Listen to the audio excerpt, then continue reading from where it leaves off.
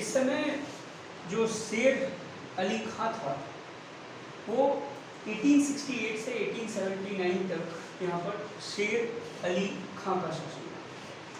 शेर अली खां के समय द्वितीय आंग्ल अफगान युद्ध हुआ और इसके बाद ये कहा जाता है कि ब्रिटिश सरकार की यहाँ पर एक तरफा जीत हुई थी, लेकिन निर्णायक रूप से कोई इसका हल नहीं निकल पाया।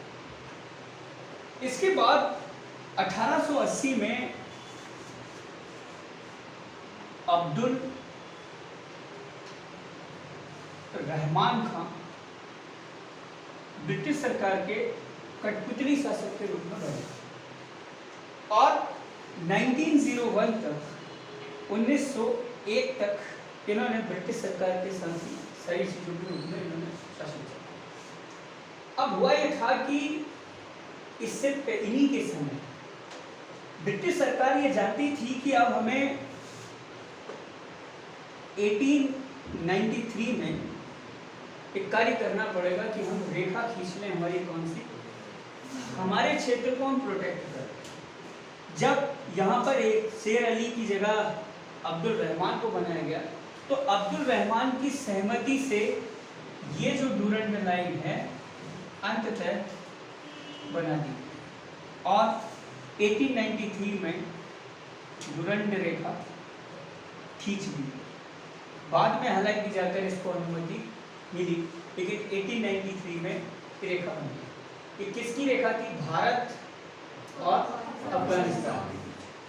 लेकिन 1947 में ये रेखा खींचा गई। इससे पहले ये क्षेत्र में यहाँ कोई रेखा नहीं।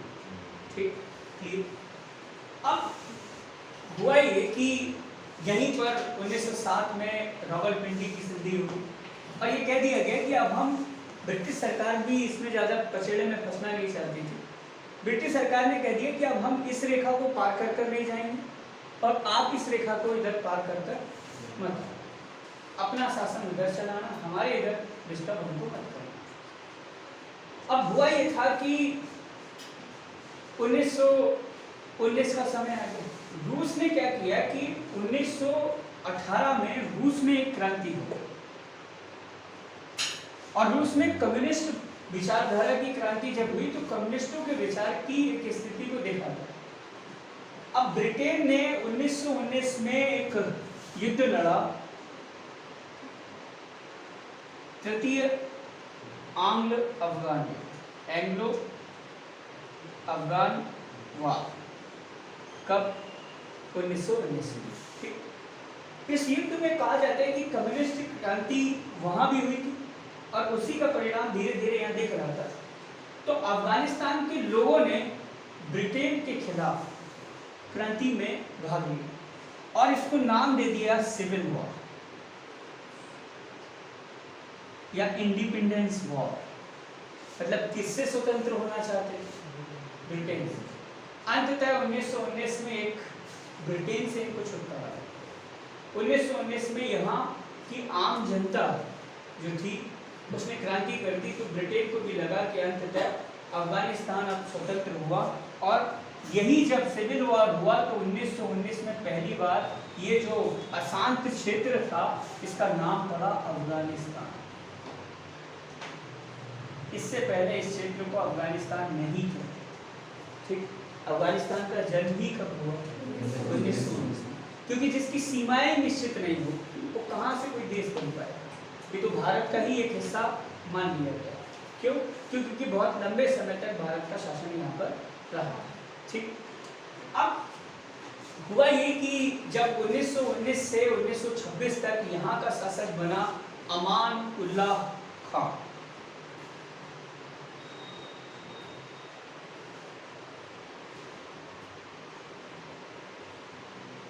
अमान उल्लाह खां जो है वो 1919 से 1926 तक यहाँ का शासक बन गया। ये कब बना? जब स्वतंत्र अफगानिस्तान राज्य बना तब। और इसके समय कहा जाता है कि जो अमीनुल्लाह खां है या अमान उल्लाह खां है, इस अमान उल्लाह खां के नेतृत्व में ही 1919 का युद्ध भी लड़ा था। किसने? अफगानिस्तानी में। तो उन्हीं के उसमें लड़ा तो किसको शासक बनाएंगे? इन्हीं भाई जिसकी वजह से आप युद्ध जीते हो उसी की वजह से बने। लेकिन राजशाही समाप्त नहीं, राजा का शासन चलता रहा। अब लेकिन यहाँ पर ये आरोप लगाया जाता है कि ये यहाँ पर हारने के पीछे अंग्रेज हारे क्यों, इसके पीछे कारण ये था कि अंग्रेज ये चाहते थे कि हम डूरंड लाइन को अंतरराष्ट्रीय स्तर पर मान्यता दिला दें। किसको? अफगानिस्तान। और अफगानिस्तान को जब अंतरराष्ट्रीय स्तर पर मान्यता मिल जाएगी तो अफगानिस्तान का क्षेत्र क्या है, इस डूरंड लाइन से ये वाला हिस्सा है। अब हमें प्रोटेक्ट यहाँ से नहीं करना पड़ेगा, अब हमारे हिस्से में ये हिस्सा आ चुका है, काम खत्म। मतलब पूरा पाकिस्तान कौन सा हिस्सा है? भारत का हिस्सा है। अप्रत्यक्ष रूप से देखा जाए तो ऐसे तो पूरा अफगानिस्तान भी किसका हिस्सा है? भारत का। जो हमारे पौराणिक ग्रंथ लिखे हैं उनमें गलत कोई चीज़ नहीं है। ये हिस्सा काबुल कंधार वाला एक तरीके से आज ये हिस्सा भी हमारा ही होना चाहिए और तालिबानी आपके भाई होने चाहिए, है ना? ऐसा इस समय 1926 में जो अमीरुल्लाह खां थे या एक तरीके से अमान उल्लाह खां थे, इन्होंने कॉन्स्टिट्यूशनल मोनार्ची की शुरुआत करने की बात कही। कॉन्स्टिट्यूशनल मोनार्ची का मतलब क्या? जहां लोकतांत्रिक मतलब शासन भी आएगा, कौन सा? संविधान भी होगा, संविधान के अनुरूप राजशाही जहां पर चलती है, राजा भी होगा और शासन संविधान। 1926 में इस व्यक्ति ने ये कहा कि अफगानिस्तान में अब अफगानिस्तान को किंगडम ऑफ अफगानिस्तान कहा जाएगा। और अंततः यही जो एक व्यक्ति था अमीनुल्लाह या यही अमान उल्लाह खां, ठीक, यही अमीनुल्लाह या अमान उल्लाह खां ने पहली बार एक रीति को तोड़ दिया। इससे पहले के जितने अफगान शासक होते थे उनको 4 विवाह इस्लाम के अनुसार करने पड़ते। इस व्यक्ति ने इस चीज को तोड़ा और कई सुधार करने अफगानिस्तान में शुरू कर, क्योंकि अब संविधान आ चुका है। पहली बार 1926 में संविधान के बीच यहाँ पर होए गए। अब सोचा, अब लोगों को लगा कि अब हमारे देश में क्या आएगी? शांति आएगी। अब डिस्टर्बेंस किसी का नहीं है, भूमि को ही आपस में व्यवस्था संभालना। 1926 में सोया तराजी कर एक सूर्या ताजी कर महिला थी, उनसे विवाह कर दिया। ठीक,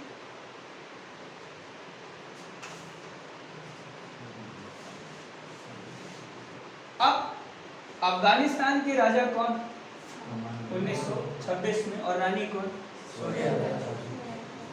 इनको रानी का दर्जा पहली बार तब मिला क्योंकि कॉन्स्टिट्यूशनल मोनार्ची आ चुकी।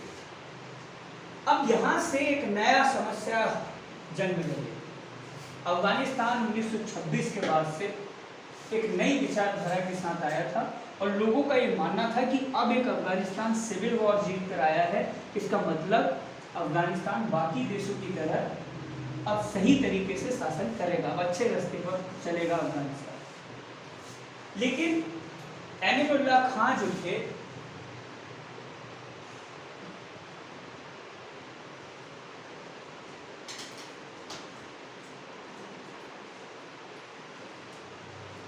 ये यहाँ के राजा थे 26 में। 26 में हुआ क्या? 1923 से ही इनके खिलाफ विद्रोह होने शुरू। इन्होंने जब सुधार करने की प्रयास किया, आज आप किसी भी धार्मिक क्रांति में चले जाओ, जिस व्यक्ति ने धर्म में सुधार करने की सोची है उसके खिलाफ धार्मिक क्रांति के जो धर्म के रक्षक हैं वो खड़े हो गए। इस व्यक्ति के खिलाफ भी 2 क्रांति हो गए, विद्रोह हो गए। एक एलिजाई विद्रोह,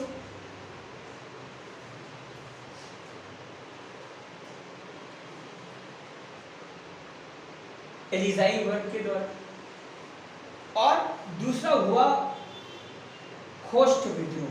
ठीक,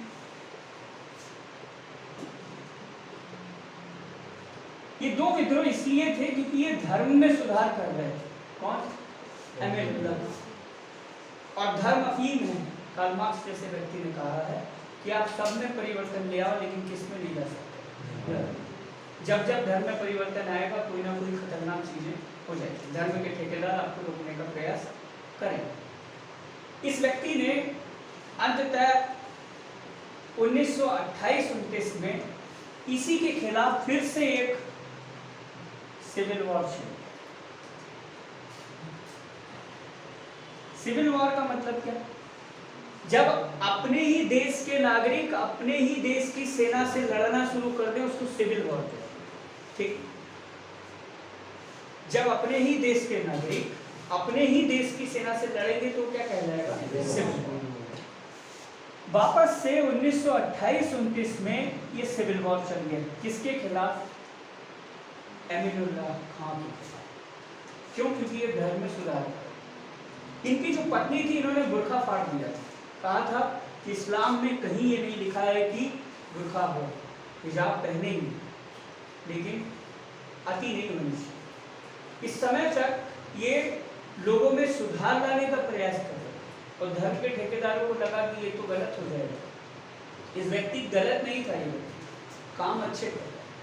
शिक्षा की व्यवस्था, 10 साल की लड़कियों के लिए शिक्षा, सारी चीजें करी। अंततः इनको देश छोड़कर ही भागना पड़ा 1829 में। 1829 में ये छोड़कर भागे और आ गए कहाँ? बाहर। उस समय का लाहौर में याद, लाहौर उस समय 1829 में क्या था? बाहर। एक साल बाद इनके घर एक लड़की पैदा हुई, इंडिया। और इनका नाम ही रखा इंडिया। ठीक, इंडिया के साथ ही कुछ समय रहे और ये कहा जाता है कि आज भी ये जिंदा है। 92 ईयर्स एज है इनकी। और ये रोम चले गए यहाँ से, इंडिया से। और ये जो रोम है, रोम में ही आज इंडिया रहती है। ये इंडिया कहाँ रह रही है आजकल? रोम। किसकी लड़की थी? ठीक। अब इनकी कहानी खत्म हुई तो इनके खिलाफ इस समय कहा जाता है कि नादिर शाह फर्स्ट जो थे वो 1929 में नादिर शाह शासक बन गया। ये नादिर शाह वो नहीं है जो ये दूसरे नादिर शाह। नादिर शाह के समय एक नए राजा के रूप में फिर बन गया। यहाँ का संविधान फिर समाप्त, संविधान बन भी गया, कॉन्स्टिट्यूशन मोनार्ची आ गई, लेकिन चीजें खत्म। फिर नए राजा के रूप में इन्होंने व्यवस्था चलाते रहे और अंततः 1933 में यहाँ जाहिर शाह कर एक व्यक्ति शासक बना।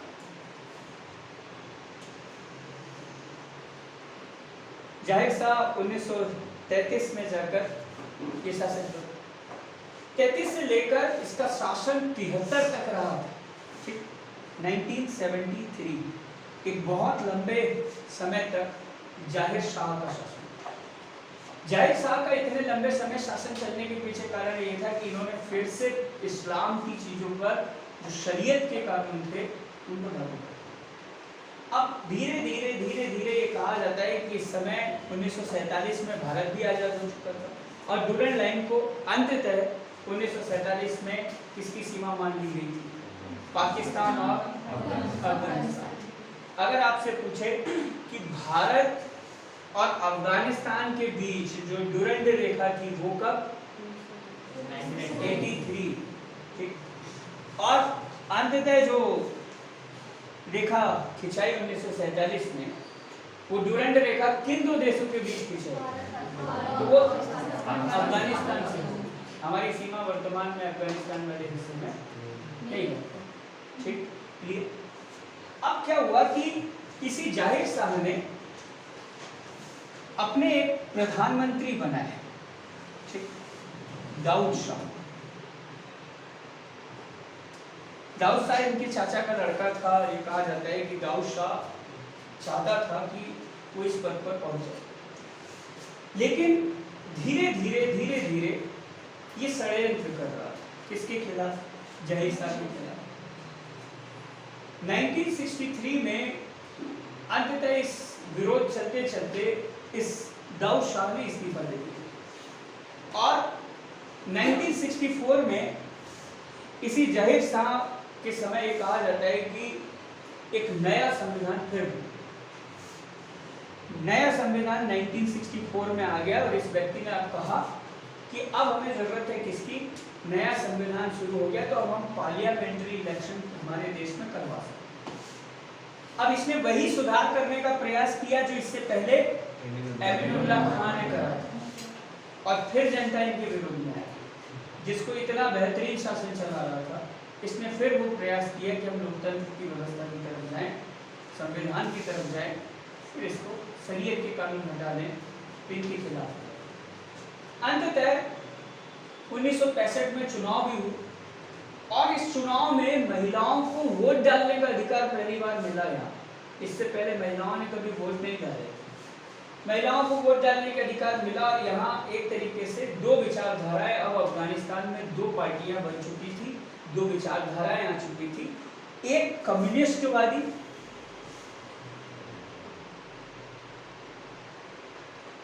और एक इस्लामिक,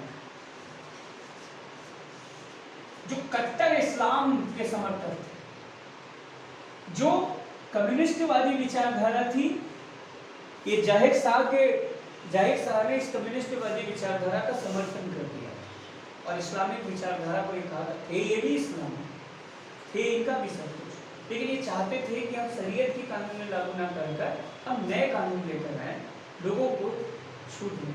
और ये चाहते थे नहीं, महिलाओं को किसी तरीके की कोई छूट नहीं मिलनी चाहिए। अंततः एक पार्टी का गठन हुआ, PDPA, people's of democratic party of Afghanistan. यही PDPA बाद में जाकर दो भागों में खुद बट गई थी, लेकिन तब तक इस देश में यही PDPA का वर्चस्व हो गया। इस्लामिक विचारधारा वाले लोगों ने छोड़ना शुरू किया और PDPA का समर्थन करना शुरू किया। अंततः 1973 में यही जाहिर शाह जो थे ये विदेश गए और जाहिर शाह के समय कहा जाता है कि इस समय तख्ता पलट होकर ये जो दाऊद खान था, इस दाऊद खान ने अपने आप को शासक घोषित कर दिया। कहाँ का? अफगानिस्तान। और जाहिर शाह फिर कभी जाहिर करने आए नहीं पाए, इनका काम उधर ही खत्म। अब अंततः अफगानिस्तान का राष्ट्रपति 1973 से बना कौन? दाऊद खान। आते हैं अगली कहानी। इसके समय तख्ता पलट हुआ, देश में फिर एक बार अशांति की स्थिति आई और फिर लोगों को लगा कि अब फिर वही समस्या बनेगी। दाऊद खान के समय, दाऊद खान ने अब पुराना एक्सपीरियंस था, देश का प्रधानमंत्री रह चुका था। दाऊद खान के समय पहली बार रिपब्लिक बन गया। कौन?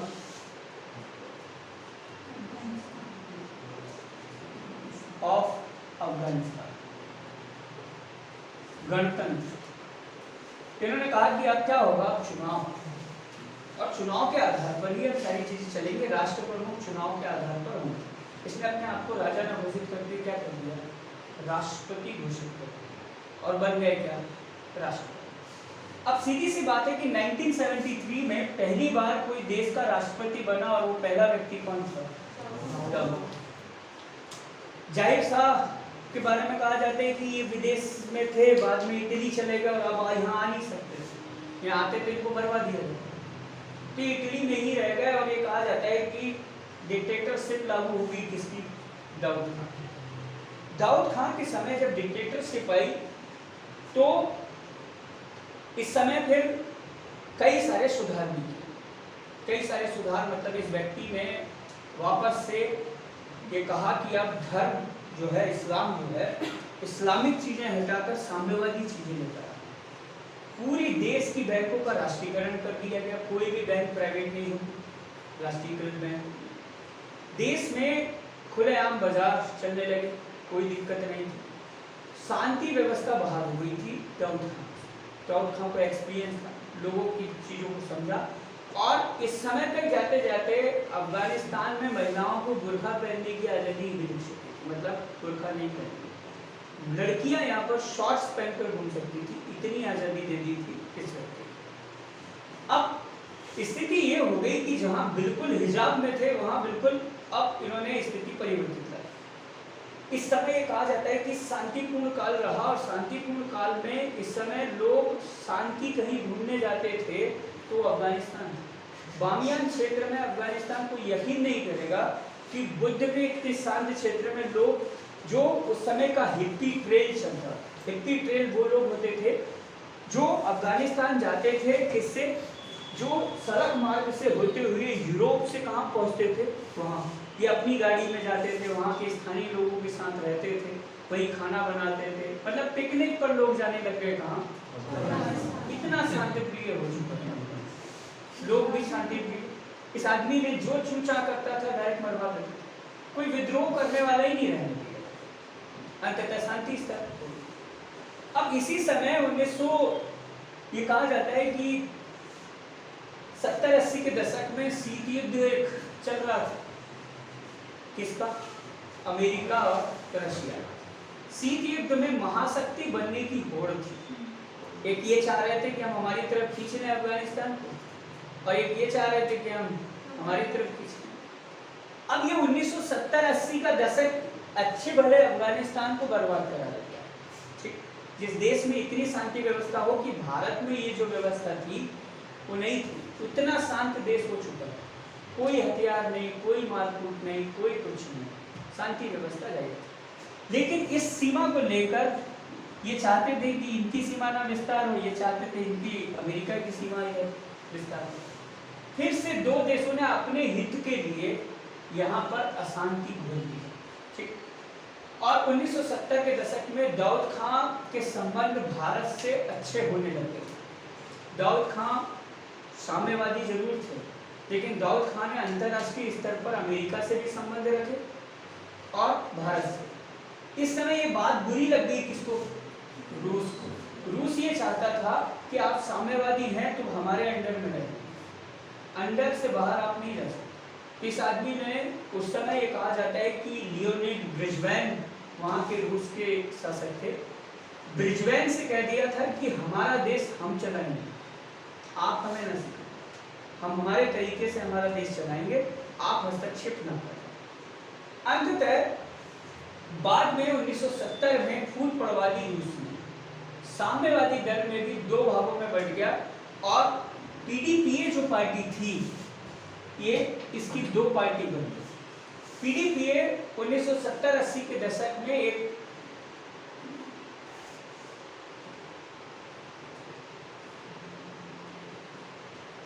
खवाक पार्टी कही जाती है, खल्क पार्टी कही जाती है, ठीक है। और ये जो खल्क पार्टी का स्वरूप था, इसके बाद एक पांचम पार्टी कही जाती है, ठीक। ये पाकिस्तान में भी ये पार्टी है और भारत में भी, इसके छोटे मोटे संगठन। अब ये दुनिया भर में कम्युनिस्ट विचारधारा के लोग थे, दो विचारधारा बन गई, खल्क और पांचम पार्टी। आगे चलकर यही खल्क जो थे, इन्होंने अपना क्षेत्र ज्यादातर वहीं पर किया। अब 1977 में इन दोनों से अलग पार्टी का गठन कर लिया किसने, दाऊद खान। दाऊद खान ने कहा कि जाओ, हम भी आपसे किससे अलग होते हैं, ये पीडीपीए का था। जब इसमें गठन हुआ तो 1977 में नेशनल रिवॉल्यूशन पार्टी का गठन कर दिया किसने, इसी Daoud Khan. National revolution party के बारे में कहा जाता है कि इसने एक अपना नया संविधान फिर लिया और यहाँ फिर से वही स्थिति आ गई, फिर नया संविधान आ गया और यहाँ के लोग एक ही चीज से नहीं चल सकते, वो था संविधान पसंद नहीं है, जो राजा के नियम है सही है वो चलते रहेंगे, संविधान में बदलना नहीं चाहिए। अंततः दाऊद खान ने एक विरोधी विचारधारा शुरू कर दी। दाऊद खान को ये लगा कि ये पीडीपीए के नेता जो है ये गड़बड़ कर, इसमें धीरे से इनको मरवाना शुरू कर। और ये कहा जाता है कि उस समय हिंसा थी नहीं उस देश में, उस शक के दायरे में हिंसा है। और जब नेता मरना शुरू होते हैं तो फिर स्वाभाविक सी बात है उस देश में क्रांति तो भड़केगी और बड़े बड़े नेता जो थे वो सबको मरवाते। और उस समय डिक्टेटरशिप फिर से एक बार आ गई। अब धीरे धीरे जो शांति प्रिय थे अब वापस से अशांति आई। इसी व्यक्ति ने शांति लाया और इसी व्यक्ति ने वापस से अशांति लाया, ठीक। फिर अफगानिस्तान बारूद के ढेर पर बैठ के बीड़ी पीना। अंततः 1978 में कम्युनिस्ट नेता की हत्या हो और कम्युनिस्ट नेता की हत्या होने की वजह से 1973 से 1978 में दाऊद खां को अंततः इनका तख्ता पलट कर दिया गया और विद्रोह कर कर इनके पीछे इनको हटा दिया। तख्ता पलट। अब फिर स्थिति अशांति में चले गया वापस से कौन अफगानिस्तान। लेकिन यहाँ पर जो डेमोक्रेटिक रिपब्लिक कहा जाता है, वर्चस्व अभी भी किसका था? पीडीपी। इसमें जो इस्लामिक विचारधारा थी ये अभी भी पनप नहीं पा रही, क्योंकि बहुत कट्टरवादी थी और लोगों का मानना था कि हमारी ये विचारधारा जो पीडीपीए है ये सही काम करती है और पीडीपीए को वापस लेकर आया। अंततः कम्युनिस्ट पार्टी के नूर मोहम्मद ताराकी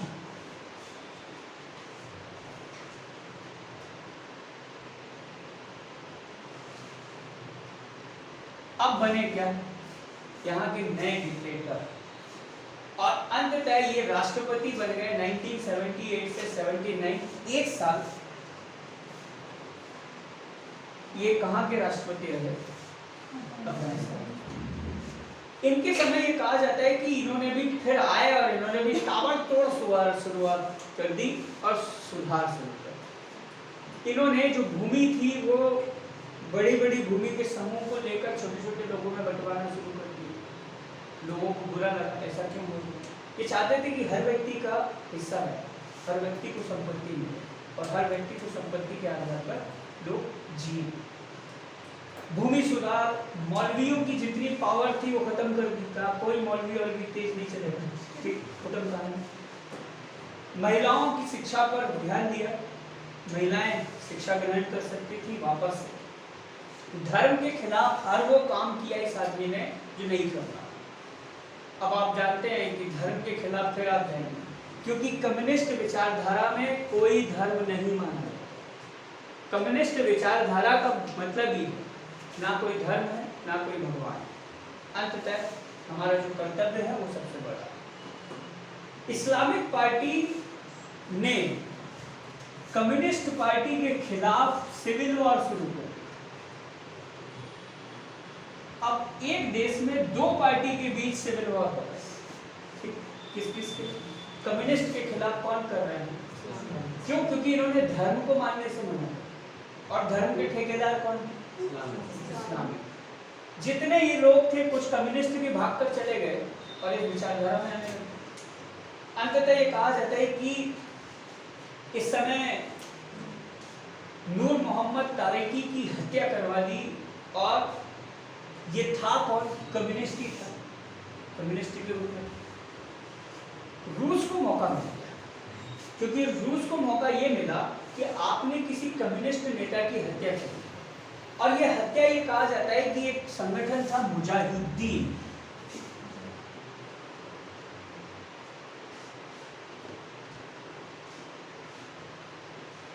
मुजाहिदीन, ये मुजाहिदीन जो थे वो इस्लामिक संगठन और इस्लामिक विचारधारा के प्रचारक थे और इनका समर्थन करने वाला था यूएसए को। क्यों इसमें कूदना पड़ा? हुआ ये कि कम्युनिस्ट विचारधारा के लोग, मतलब ज्यादातर यहाँ किसमें लोग जा रहे थे? कम्युनिस्ट में। और ये चाहते थे कैपिटलिस्टिक में जाए, पूंजीवादी में जाए। अमेरिका चाहता था कि हम कैसे पीछे रह जाए, रूस हमसे कैसे आगे निकल सकते, हम आगे निकलेंगे और हमारी इतनी सुपर पावर कोई हो नहीं सकता। अब कहते हैं कि लड़ाई हो रही है किसके यहाँ? पड़ोसी के। सामान टूटेगा किसका? पड़ोसी का। आप लड़ रहे हैं, टीवी फोड़ दी, सारा सब कुछ कर दिया, लेकिन वो पड़ोसी का तो आपने नुकसान करा है। कुल मिलाकर ये पड़ोसी था अफगानिस्तान, इधर रूस और इधर ये। अब मुजाहिदीन को आतंकवादी संगठन के स्वरूप में बाद में स्वीकारा भी है अमेरिका, लेकिन शुरुआत में पैसा और गन भिजवानी शुरू कर दी किसने? अमेरिका।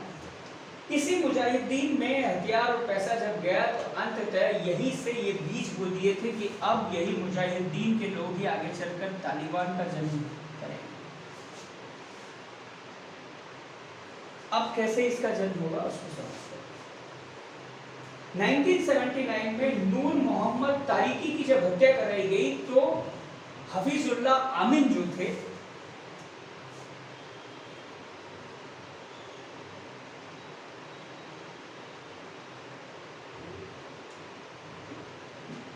हफीजुल्लाह अमीन, ये कहा जाता है कि ये भी कम्युनिस्ट विचारधारा के ही व्यक्ति अंततः बना दिए गए थे क्या राष्ट्र, लेकिन उनके खिलाफ अभी भी कौन काम कर रहे थे? मुजाहिदीन। अंततः हफीजुल्लाह अमीन, ये कहा जाता है कि ईरान की क्रांति इस समय हुई थी, उस समय ईरान में भी इसी तरीके की कंडीशन थी।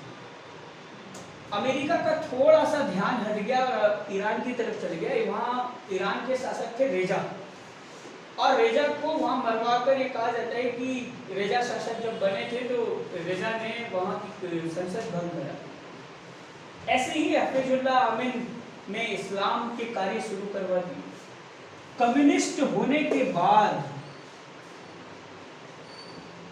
इन पर आरोप लगता है कि इन्होंने इस्लाम का समर्थन कर रहा है। ये कहा जाता है इनका आंतरिक मामला। अंततः आमीन की हत्या सोवियत संघ रूस ने हाफिजुल्लाह अमीन के कार्यों की वजह से क्यों हत्या करवा दी? सोशलिस्ट थे तब भी, क्योंकि ये इस्लाम का समर्थन कर। अंततः इनकी जब हत्या करवा दी तो बारबाक करमाल कर एक कम्युनिस्ट फिर से एक शासन बना। तो रूस का हस्तक्षेप यहाँ लगातार बढ़ते चले गया और अंततः रूस ये कहने लगा कि हम शांति का प्रयास करें। लोगों को लगा कि हाँ भैया शांति का प्रयास कर रहे, सेना भेज। लेकिन अमेरिका ने हिजबुल मुजाहिदीन के सपोर्ट में मजहब के लिए लड़ने के लिए अमेरिका ने ऑपरेशन साइक्लोन चलाया। ऑपरेशन साइक्लोन किस लिए चलवाया गया? इस मुजाहिदीन को सपोर्ट कर, किसके खिलाफ? रूस के खिलाफ। और इसी समय रॉबर्ट गेट्स जो CIA के अध्यक्ष थे, उन्होंने US प्रेसिडेंट जीमी कार्टर के बारे में लिखा है कि उन्होंने 5,000 करोड़ US डॉलर रुपए भेजे थे। कहाँ? मुजाहिदीन को पनपने के। और किसको हरा दे ये? रूस के खिलाफ एक तरीके से आर पार का युद्ध लड़ना चाहता था, लेकिन किसके कांधे पे बंदूक रख के अमेरिका? मुजाहिदीन।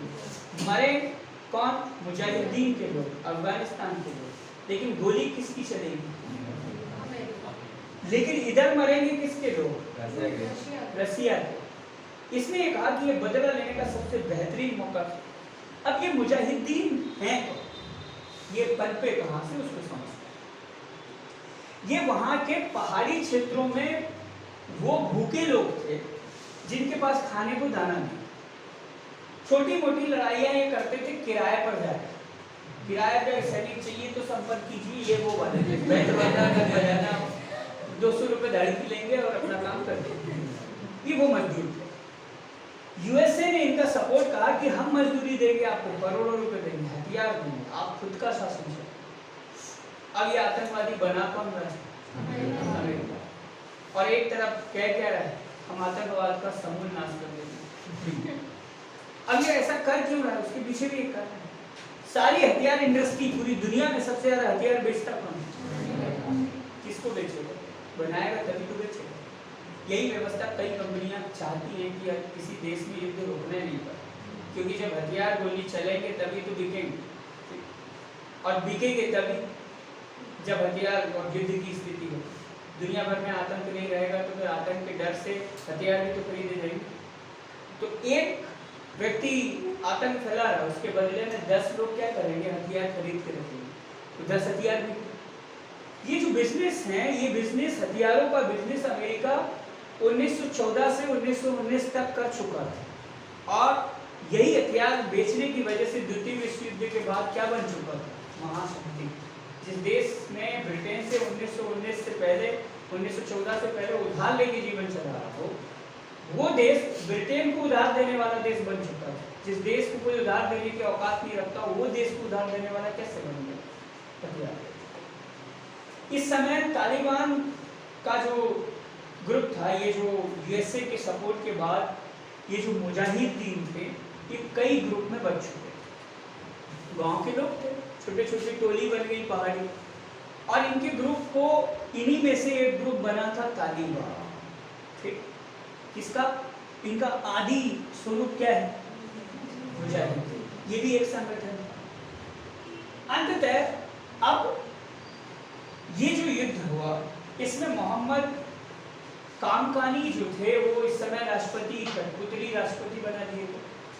अंततः नाजीबुल्लाह जो थे 1988 में नाजीबुल्लाह को यहाँ का राष्ट्रपति बनाया। नाजीबुल्लाह ने एक तरीके से पाकिस्तान के साथ जो जेनेवा संधि है वो कर ली। पाकिस्तान के साथ जेनेवा संधि कर कर पाकिस्तान के कुछ लोगों को ये तालिबान भेजेगा कहाँ ट्रेनिंग के लिए? पाकिस्तान। और ट्रेनिंग कहाँ दी जाएगी? पाकिस्तान। और वहाँ से मदरसों में ट्रेनिंग देकर भेजेंगे वापस आतंकवादी कहाँ? अब ये जो आतंकवादी बनाने का प्रक्रम शुरू हुआ वो 1988 के आसपास से शुरू हुआ। अंततः इस संधि के गवाह बने कौन? रूस और अमेरिका। रूस और अमेरिका ने ही संधि की शुरुआत की और अंततः ये कह दिया कि अब एक दूसरे पे युद्ध नहीं करेंगे, शांति हो। रसिया ने फरवरी 1989 में अपनी आर्मी यहाँ से वापस बुलाई। क्यों? क्योंकि मुजाहिदीन के हाथ हथियार चढ़ गए थे और ये कहा जाता है कि 1989 क्या 1980 में जो सेना भेजी थी, ठीक, 1980 से 1989 तक इस मुजाहिदीन ने सेना को पहाड़ी क्षेत्रों पे आना पड़ता था क्योंकि ये पहाड़ी क्षेत्रों पे रहते और इनके पास ऐसे ऐसे हथियार थे कि इनका निपटारा आसानी से कर सकते। ऊपर से बम फेंकते थे, एक गाड़ी उड़ी, फिर दूसरी एक बड़ी बड़ी गाड़ी, छोटी गाड़ी चढ़ नहीं पाती, बड़े बड़े टैंक वही उड़ा दिए क्योंकि हथियार जब फ्री का होते। इसीलिए आपने देखा होगा कि प्लेन में जाके ये झूले झूल रहे हैं। ये ऐसी हरकत करने के पीछे कारण क्या? ये हैं वो जाहिल लोग जिनको पता ही नहीं है दुनियादारी क्या। उनको तो एक ही चीज, बचपन से एक ही चीज, अच्छा गोली ऐसी चलती है, नाश्ते में एक गोली ले ली, इनको कोई फर्क ही नहीं पड़ता।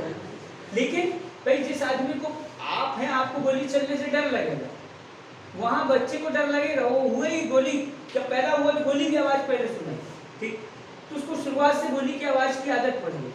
उसको वही खिलौने में मानते हैं तो वही वाला खिलौना ला देते हैं, बेटा चला ये दब जाए तो चला जाए।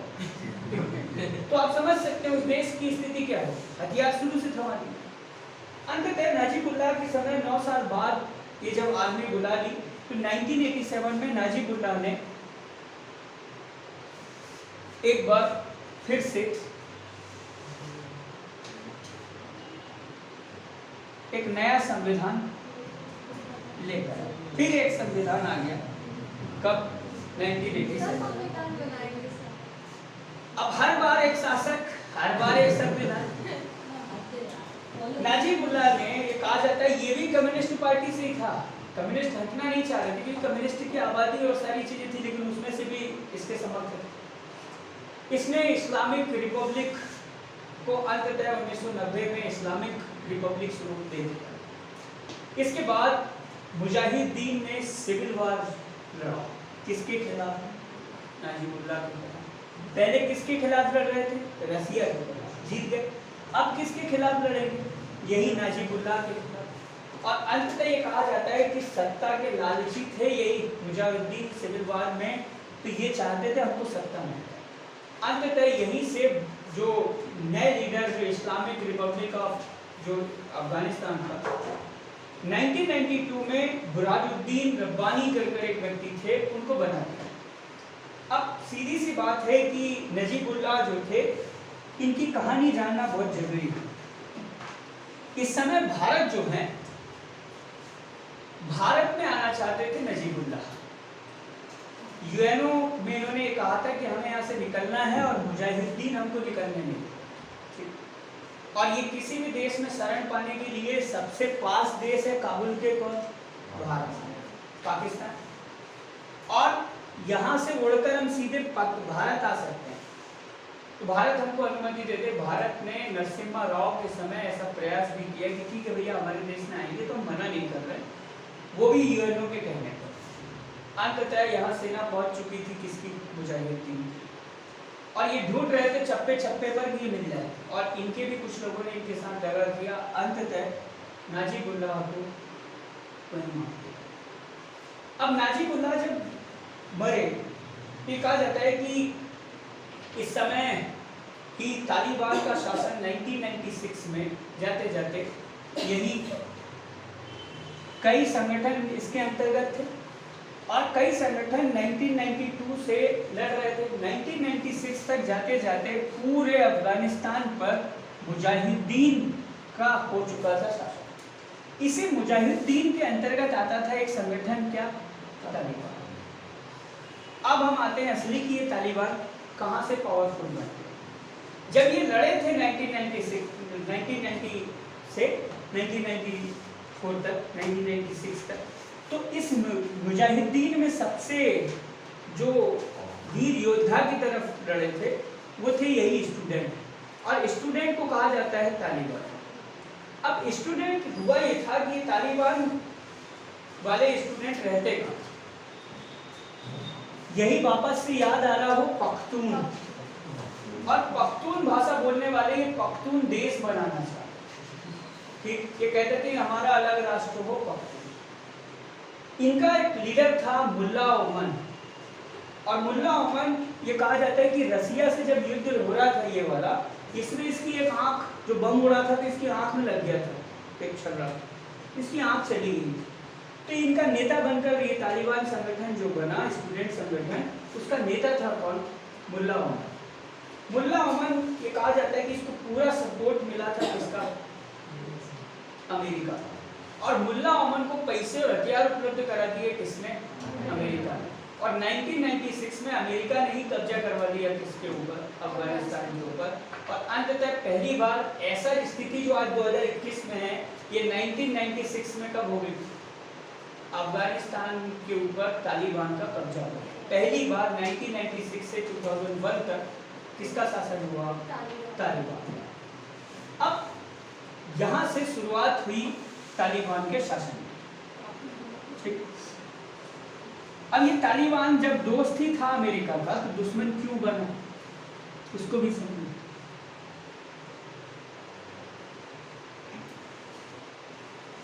2001 में 1998 से हुआ यह था कि जनता भी धीरे धीरे तालिबान के साथ आना शुरू हो गई, क्योंकि कुछ समय तालिबान अफगानिस्तान की चीज़ों पर प्रतिबंध लगा दिया। जब 1996 में ये 1998 में ये कहा जाता है कि अफगानिस्तान का जब तालिबान के अधीन आया, इस संगठन के अधीन आया, तो यहाँ पर इतने प्रतिबंध लगा दिए गए कि किसी ने सोचा भी नहीं था कि इतने प्रतिबंध लगे। यहाँ पर एनजीओ सारे बंद करवा दिए, ऑफिस सभी तरीके के बंद करवा दिए, इंटरनेट, सिनेमा, टीवी, एजुकेशन 10 साल की लड़की ले नहीं सकती। इसके अलावा गाड़ी रखना अनिवार्य है, अगर बिना गाड़ी के कोई दिख गया तो गोली मार दी जाएगी। इसके अलावा नहीं आई तो भी मार दी जाएगी।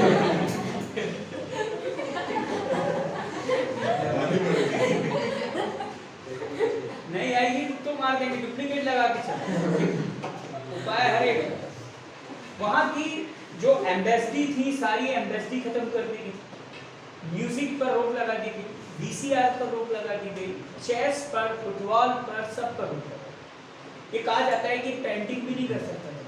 और 10 साल से अधिक उम्र की अगर कोई लड़की घर से निकल रही है तो उसका संरक्षक एक पुरुष मेल के साथ निकलेगी और उसमें पूरा शरीर ढककर निकलेगी, अगर नहीं तो गोली मार। सड़क किनारे धर्म के कुछ ठेकेदार तालिबान के लोग बंदूक लेकर खड़े और ये घूमते रहते, जहाँ दिख जाए खटाक से गोली मारते थे, कुछ नहीं कहते तो चले जाए। पेट्रोलिंग होती थी। अंततः अब आप बुरखे के अंदर ही रहेंगे। ठीक, स्थिति तालिबान की जब लोगों ने शुरुआत में सपोर्ट किया तो इनको पता नहीं था कि तालिबान इतना खतरनाक निकल जाएगा। बाद में इनको लगने लगा हे भगवान, इससे छुटकारा पाना कैसे पाए। खुद ने ही तो खूब स्वागत किया था, आइए आपका इंतजार है, तब आप भी शांति नहीं होंगे। तालिबान ने बाद में धीरे धीरे नॉन पख्तून जितने थे उनको मारना भी शुरू किया। पूछते थे पख्तून है नहीं, कुल मिलाकर अब स्थिति ये हो गई कि वहां पर गोली रोड पर सरेआम चलने लगी। अंततः तालिबान ने बुद्ध की जितनी बामियान प्रांत में मूर्तियां थी सारी तोड़, यात्राएं बंद करवा दी, कोई नहीं आएगा भारत में, कोई नहीं आएगा अफगानिस्तान। अंततः इसी समय राष्ट्रपति जो नजीबुल्लाह थे वो उनको ढूंढा और ढूंढ के हत्या कर दिया। मतलब कुल मिलाकर अब 1996 की स्थिति है। लेकिन 1996 में 3 देशों ने उस तालिबान को भी क्या कर दिया, मंजूरी दे दी। 1996 में 3 देश ऐसे थे जिन्होंने कहा था कि तालिबान देश है, अफगानिस्तान पर शासन करने वाले लोग, और वो 3 देश थे पाकिस्तान, सऊदी अरब और यूएई।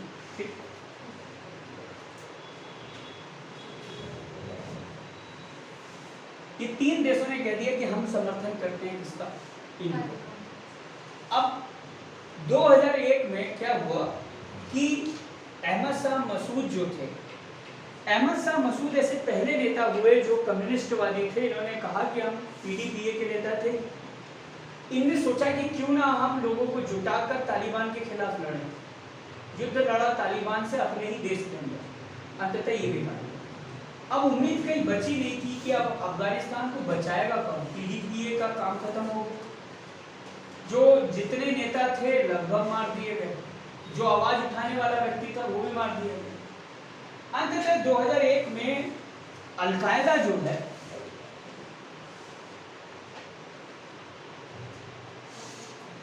अलकायदा एक संगठन बना, हालांकि 1996 में ही बन चुका था, और ये था सऊदी अरब।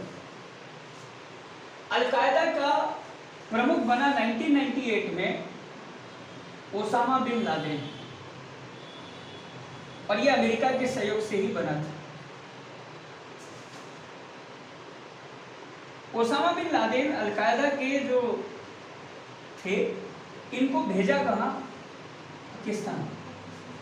और पाकिस्तान भेजा इसलिए कि आप ट्रेनिंग देंगे और सारी चीजें करेंगे और अपना वर्चस्व बढ़ाएंगे कहाँ, अफगानिस्तान। अंततः ये व्यक्ति पाकिस्तान में रहने की मंजूरी मिल गई और ये रहने लगा। गुप्त संधियां हो रही, आतंकवाद फैल रहा था बड़ी मात्रा में। 2001 में इसी आदमी ने डस लिया, किसको, अमेरिका। हुआ ये था कि ये जो क्षेत्र था सऊदी अरब का, सऊदी अरब और ईरान पर क्या हुआ, ईरान वाले हिस्से पर सद्दाम हुसैन के बाद स्थिति कंट्रोल वाली रही। जिस तरीके से अफगानिस्तान पे कब्जा करना चाहता था अमेरिका, वैसे ही चाहता था ईरान, और ईरान पर 1996 में ही धीरे से कब्जा जमा लिया। और ये कहा जाता है कि ईरान के पेट्रोल को लूट लिया और बहुत पैसा कमाया किसने, इसी में। वहाँ शांति बहाली के रूप में खूब सारा पैसा हाथ लग गया किसके, मतलब डीजल पेट्रोल किसके हाथ लग गया। ये चाहते थे कि वहाँ की तरह अपनी व्यवस्था बाकी जगह रहे, लेकिन अब स्थिति यहाँ थी। लेकिन इसके लिए ईरान में डायरेक्ट नहीं उतारते थे, ये सऊदी अरब में उतारते थे और ये पहुँचाते थे यहाँ। तो इसका विरोध कर दिया था ओसामा बिन लादेन ने। तो कह रहे थे कि अब हम ही ने बनाया, हम ही को सिखाओगे। किसने कहा ठीक है, तुम्ही ने बनाया, तुम्ही के ऊपर चलाएंगे। अंततः 4 प्लेन हाईजैक करे। एक प्लेन खेत में गया, 2 प्लेन वर्ल्ड ट्रेड सेंटर जो था वहाँ, लगभग 9/11 का हमला जिसमें 3000 लोग मारे गए, ठीक। और 9/11 की घटना 2001 में हो। 2001 में ओसामा बिन लादेन ने ये इसकी जिम्मेदारी ली और यहाँ बैठकर कहा कि हाँ हमने बनाया। बोल क्या करें? अब इनको लगा कि जब तुमने मरवाया है तो अब तालिबान के खिलाफ ही क्या होगा, अब युद्ध लड़ा जाए। 2001 में बदला लेने के उद्देश्य से सेना भेज दी गई कहाँ, अफगानिस्तान, क्योंकि तालिबान संगठन का ही एक संगठन था अलकायदा, और ओसामा बिन से बदला लेना, डायरेक्ट पाकिस्तान को भेज नहीं सकते। अंततः अब स्थिति बन गई कि अब इनको फंडिंग कौन उपलब्ध कराएगा, सारी चीज।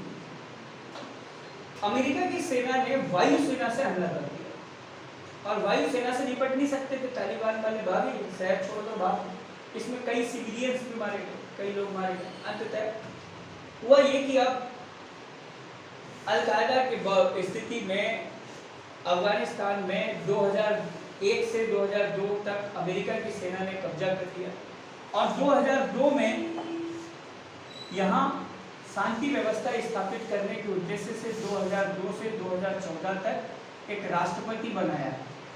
कौन? हामिद करज़ई।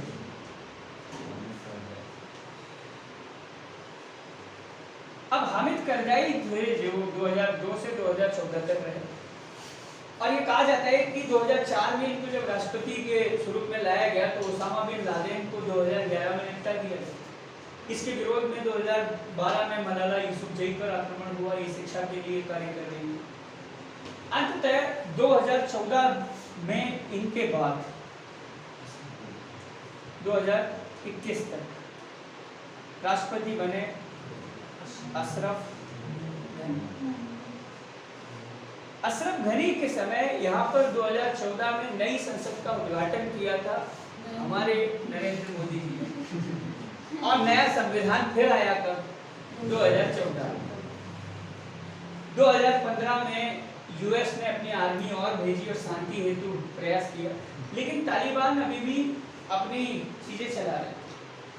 2020 में डोनाल्ड ट्रंप ने ये कह दिया कि अब हम तालिबान, हमारा उद्देश्य पूरा होता है और अब हम तालिबान जो अपना कार्य कर रहा है तो तालिबान के साथ बातचीत करेंगे।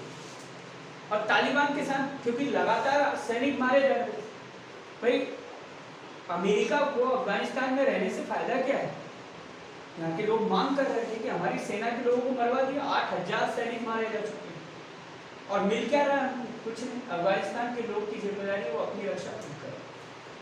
अंततः 2 ट्रिलियन से ज्यादा का खर्चा उठाना पड़ रहा था अमेरिका, हमारी पूरी अर्थव्यवस्था हिल जाए 2 ट्रिलियन में, वो देश हर साल बोझ ढो रहा था।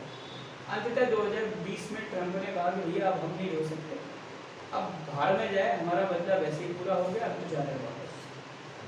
2021 में ब्रिटेन ने ये कर दिया गया कि 3 लाख सैनिक हैं, 80,000 ये लोग हैं, इनसे वो आप लड़ सकते हैं, शांति व्यवस्था है वहाँ।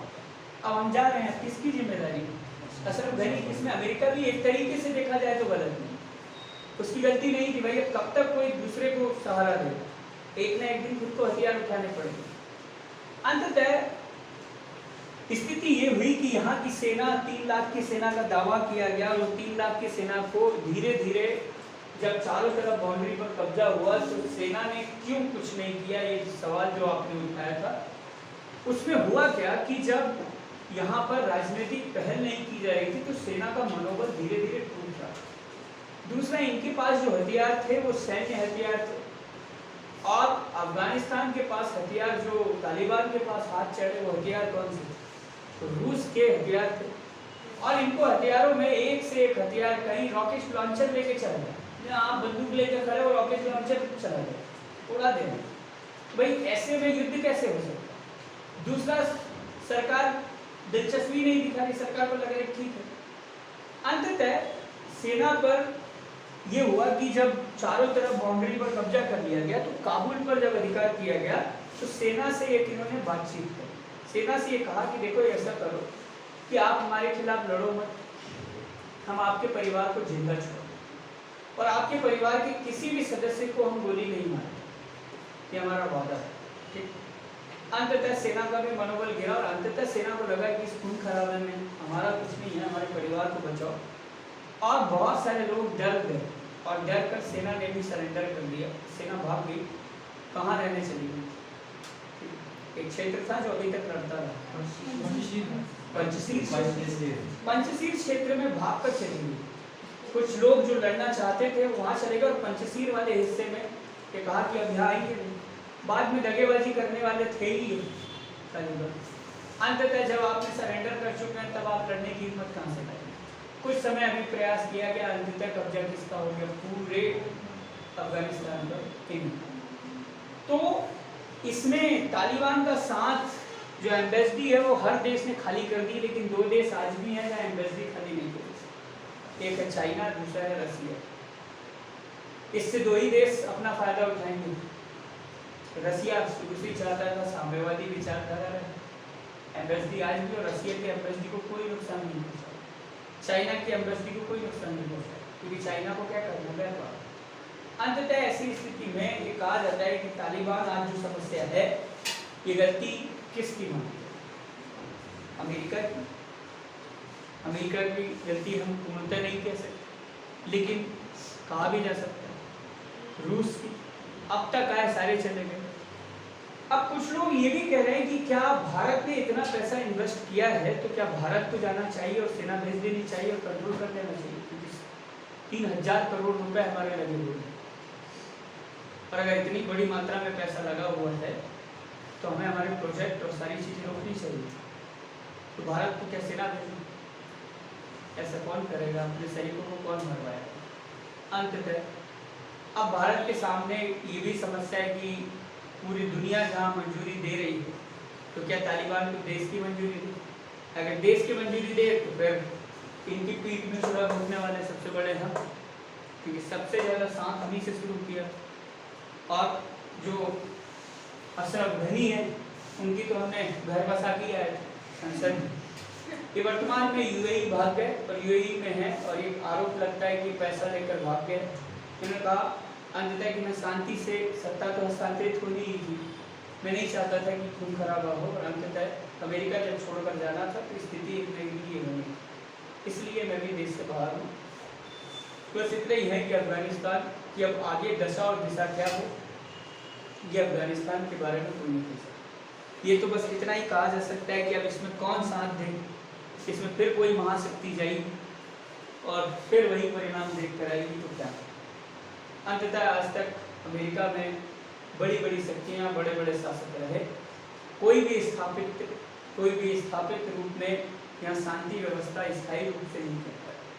और यही रहा आपका तालिबान और यही रहा आपका अफगानिस्तान।